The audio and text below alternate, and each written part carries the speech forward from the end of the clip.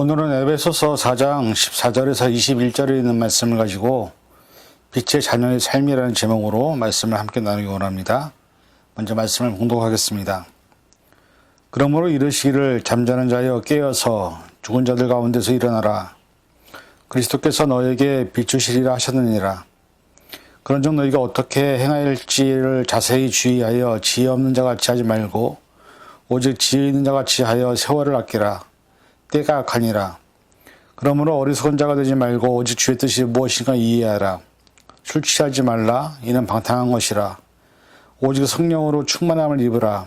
시와 찬송과 신령한 노래들로 서로 화답하며 너희 마음으로 주께 노래하며 찬송하며 범사에 우리 주 예수 그리스도의 이름으로 항상 아버지 하나님께 감사하며 그리스도를 경외함으로 피차 복종하라. 아멘. 기도하겠습니다. 하나님, 오늘 시간 저희가 빛의 자녀로 부르신 것을 기억하며 빛의 자녀로서의 삶이 무엇인지를 말씀을 통해서 상고하고자 합니다. 말씀 안에서 깨닫는 지혜를 허락해 주시고 말씀에 순종할 수 있는 믿음을 더하여 주옵소서. 모든 것 감사드리며 예수님의 이름으로 간절히 기도하옵나이다. 아멘. 지난주에 우리는 빛의 자녀로 부르신 하나님이라는 제목으로 말씀을 나누었습니다. 하나님께서 우리를 어떤 목적과 뜻을 가지고 하나님의 자녀, 즉 빛의 자녀로 부르셨는지 살펴보았습니다. 그리고 그 본문 뒤에 나오는 오늘 본문에 있는 말씀은 빛의 자녀로서의 삶이란 어떤 삶인지를 말씀을 통해서 알려주고 있습니다. 이런 차원에서 오늘은 빛의 자녀로서의 삶이란 무엇이고 그런 삶을 통해서 우리에게 원하시는 삶이 무엇인지를 함께 살펴보기로 원합니다. 사람은 누구나 원하고 바라는 삶의 이상이 있습니다. 어떤 사람은 꿈이나 비전을 이루기 위해서 최선을 다하는 사람이 있는가 하면 어떤 사람은 돈을 벌고 성공하기 위해서 사는 사람도 있습니다. 올림픽에서 금메달을 따기 위해 어려서부터 운동을 하는 사람도 있고 의사가 되기 위해서 힘들고 어려운 과정을 걷는 사람도 있습니다. 하나님의 부르심에 응답하여 선교사의 훈련을 받고 선교지로 향하는 선교사님들의 가정들도 있습니다. 다른 사람들을 돕기 위하여 비영리단체를 만들고 힘들고 어려운 사람들을 돕기 위해 평생을 바치는 사람들도 있습니다. 이러한 다양한 목표와 목적을 향해서 사람이라면 누구에게나 자신의 인생을 통해서 원하고 바라는 이상이 있습니다. 문제는 현재 주어진 상황이 어떤지에 따라서 바라고 원하는 것이 사람마다 다르다는 것입니다. 나라마다 또한 현재의 상황이 가난이나 기근으로 죽어가는 사람들도 있고 또 어떤 곳은 전쟁의 폐허가 되어 사는 사람들도 있습니다. 미국이나 한국처럼 부유하고 평안한 상황에서 바라는 것이 분명히 다를 것입니다. 경제적으로 또는 문화적으로 여러 가지 상황과 환경 안에서 살고 있기 때문에 사람마다 원하고 바라는 삶의 이상이 서로 같을 수는 없습니다. 각자 원하고 바라는 이상은 언제나 각 개인이 처한 상황이나 환경에 따라서 서로가 같을 수 없고 다른 것을 바라고 원하는 모습이 우리 안에 있음을 고백할 수밖에 없습니다. 미국에 살아도 인종이나 경제 수준이 달라서 서로 다르기 때문에 바라는 것도 다를 수밖에 없습니다. 그런데 중요한 것은 그럼에도 불구하고 우리 모두는 하나님의 빛으로 하나님의 빛의 자녀로 부름을 받았다는 사실입니다. 그래서 우리가 내가 어떤 상황에 있든 어떤 환경에 있든 우리가 원하는 것과 바라는 것이 다르다 하더라도 우리는 빛의 자녀로서의 삶을 살아가야 하는 것입니다. 그렇다면 우리가 바라는 것이 있는 것처럼 하나님께서도 우리에게 바라는 것이 있지 않을까요? 왜냐하면 하나님은 우리를 빛의 자녀로 부르셨고 빛의 자녀로 삶을 살기를 바라시기 때문입니다. 우리가 어떤 삶을 추구하든 어떤 환경과 상황에 놓여 있든 간에 하나님은 우리가 이 세상에서 빛의 자녀로 살기를 바라고 있습니다. 이 시간 그것이 무엇인지를 함께 살펴보며 우리 안에서 하나님이 나를 향하신 뜻을 발견하기 원합니다.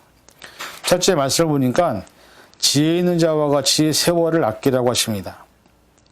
이번에 코로나 팬데믹을 지나면서 우리는 많은 생활의 패턴들이 바뀌었습니다.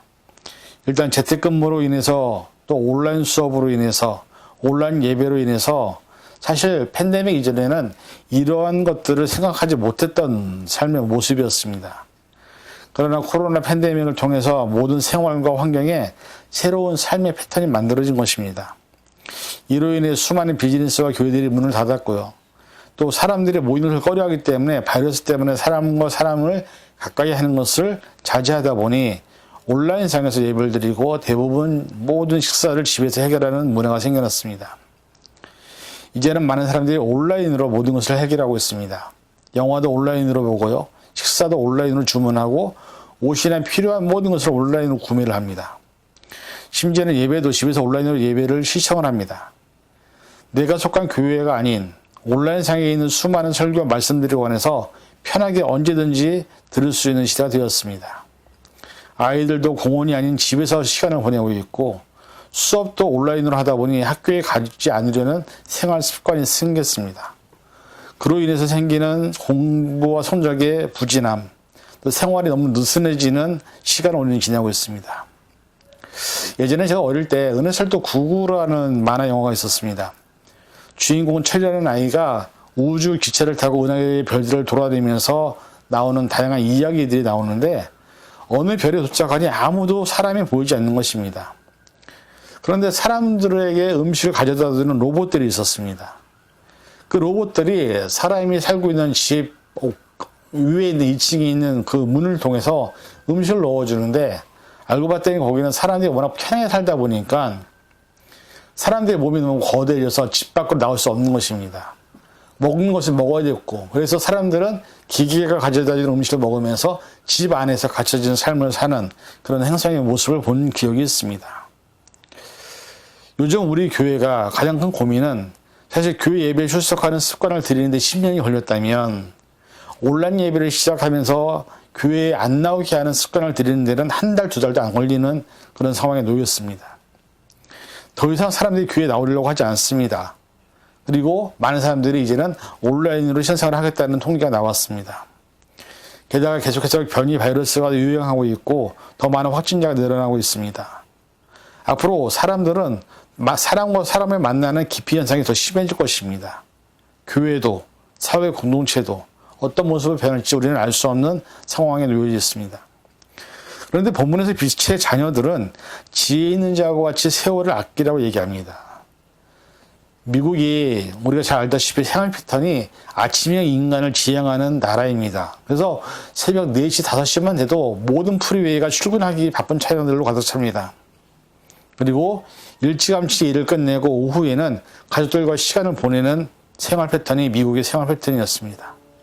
그런데 이제는 온라인으로 모든 걸 하다 보니 아이들도 학교에 가기를 싫어하고 그 다음에 교회 가는 준비도 하기 싫고 또 온라인으로 모든 것을 해결하다 보니 우리 사이가 너무나 게으르고 나태하게 변해가는 것은 너무나도 뻔한 사실입니다.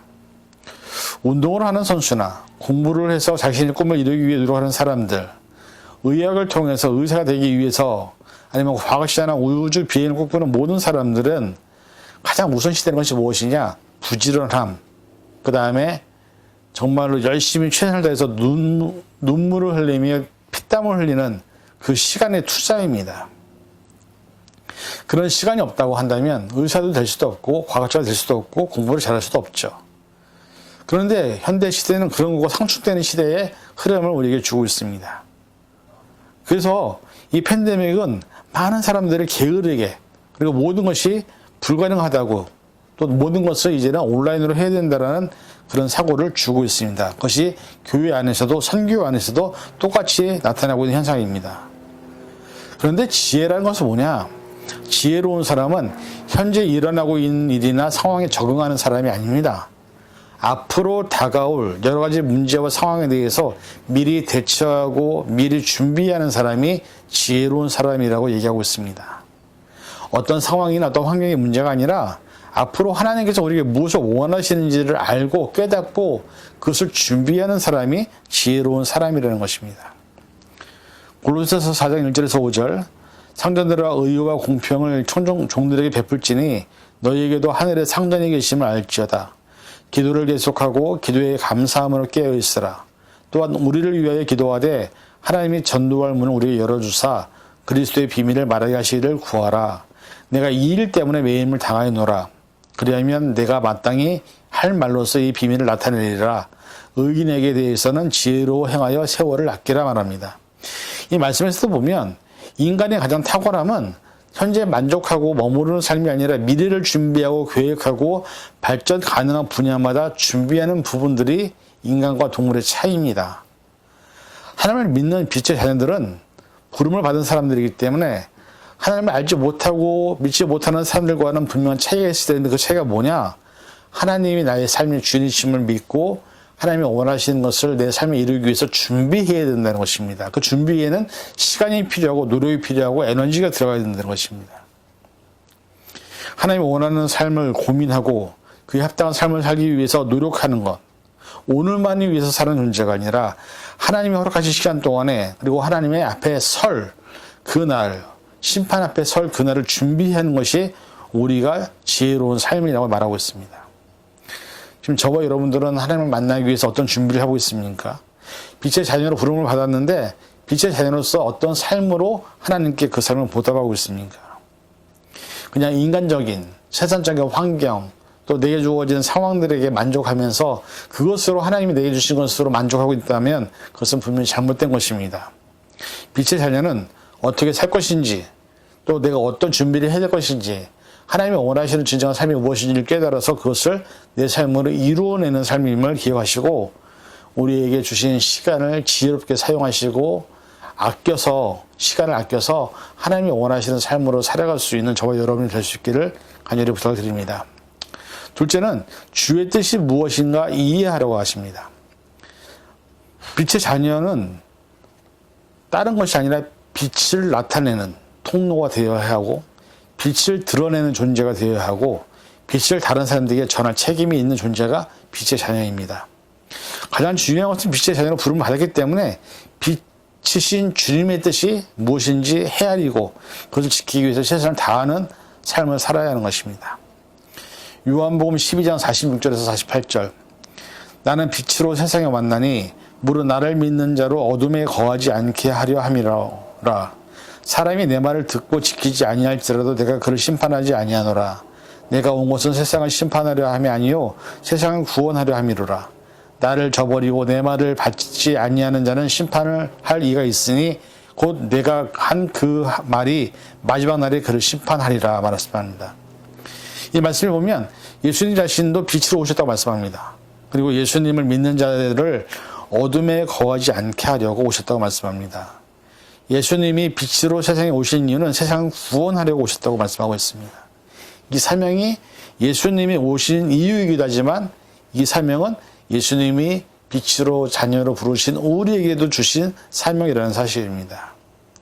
역사적으로 보면 사람이라는 존재는 위대한 업적을 많이 만들어냈습니다.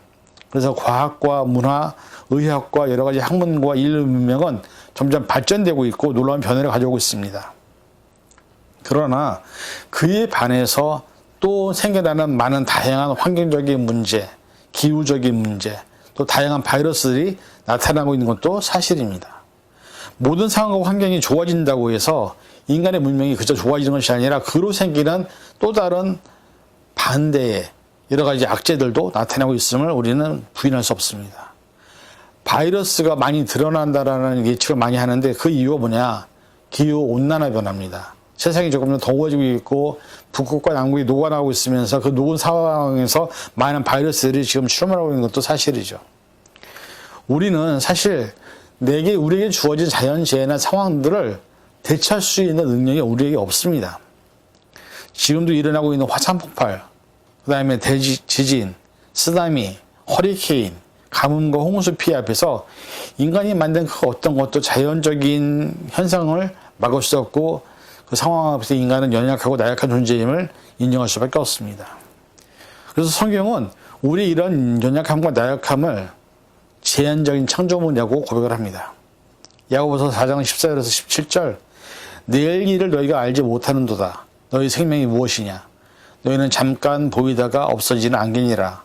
너희가 도리어 말하기를 주의 뜻이면 우리가 살기도 하고 이것이나 저것을 하리라 할 것이늘 이제도 너희가 허탄한 자랑을 하니 그러한 자랑은 다 악한 것이라. 그러므로 사람이 선을 행할 줄 알고도 행하지 아니하면 죄니라. 이 말씀에 보면 우리는 잠깐 보이다가 없어지는 안개와 같은 존재다. 우리의 생명은 아무것도 아니다. 우리를 살게 하시는 분은 주님의 뜻이다라고 얘기하고 있습니다. 그렇습니다.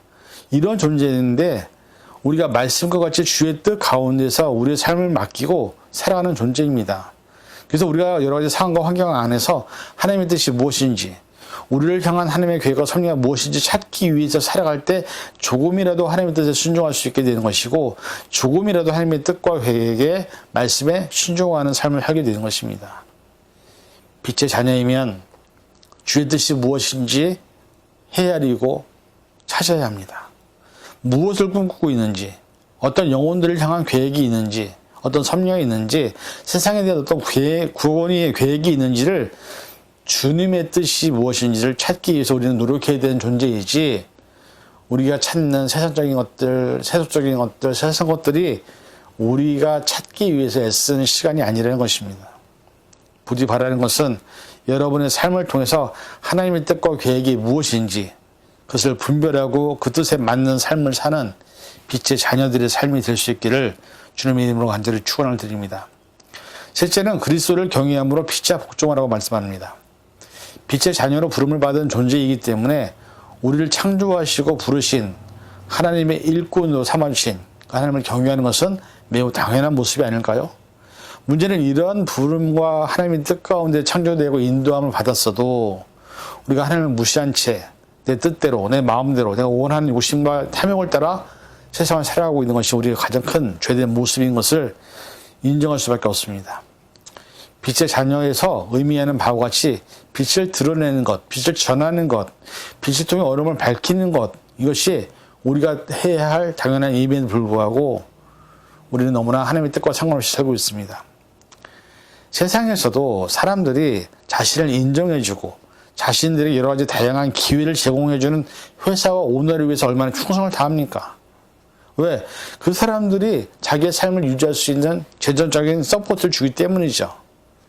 그런데 우리가 세상적인 베네핏이나 돈을 주기 때문에 그 사람들의 말을 잘 듣고 그 회사에 잘 복종을 한다 할지라도 생각해보면 우리에게 그런 일을 할 수 있는 것은 생명이 있기 때문에, 우리가 호흡을 할 수 있기 때문에, 우리가 건강할 수 있기 때문에 그런 일들을 할 수 있는 것이 아닐까요? 사실 우리가 좀 더 감사하고 더 깊이 고백해야 될 것은 그 사람들에게 인정받을 수 있는, 돈을 받을 수 있는 건강을 주신 하나님께, 내가 생명이 있기 때문에 그를 감당할 수 있는 하나님께 우리가 먼저 감사의 고백을 돌리는 것이 중요하다는 것입니다. 그런데 대부분 많은 사람들은 생명과 호흡, 구원함에 대한 감사는 없습니다. 그저 돈 주는 사람, 돈을 나를 하회해 주는 회사에 감사하는 모습이 더 많다는 것이죠. 우리가 정말 감사의 분을 잃어버리고 감사하지 않아도 될 사람들에게 감사를 하고 있는 것은 아닌가.